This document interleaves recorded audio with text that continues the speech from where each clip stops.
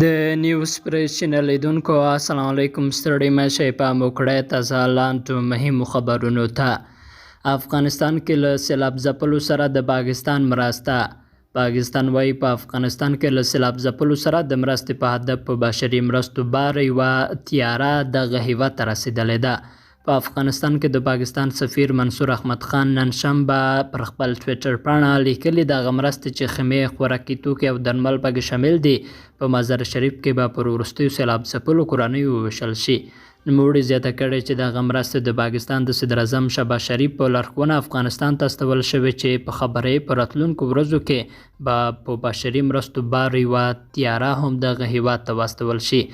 طبیعي پیښو ته د رسېدو چارو کې د طالبانو حکومت د معلوماتو په اساس تېره اونۍ د افغانستان په 10 ولایتونو کې د سیلابونو راوتلو له امله شاوخوا 22 کسان مړه شوي او 40 نور ټپیان شوي دي. یاد وزارت ویلي چې د سیلابونو له امله سلګونه جریبه کرنیزه ځمکه او د هستوګنې کورونه هم تخریب شوي دي.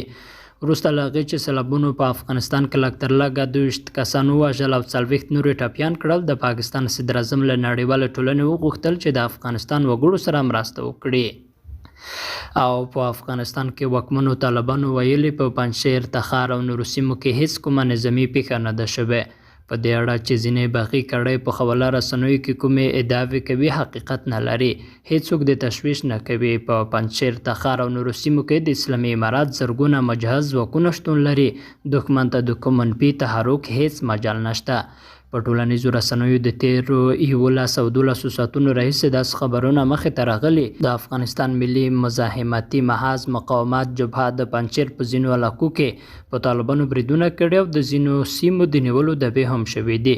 د دې ډلې مشري د شمالي اتحاد د پخواني قوماندان احمد شاه مسعود زوی احمد مسعود کوي. درنو لیدونکو له ملتیا مو مننه.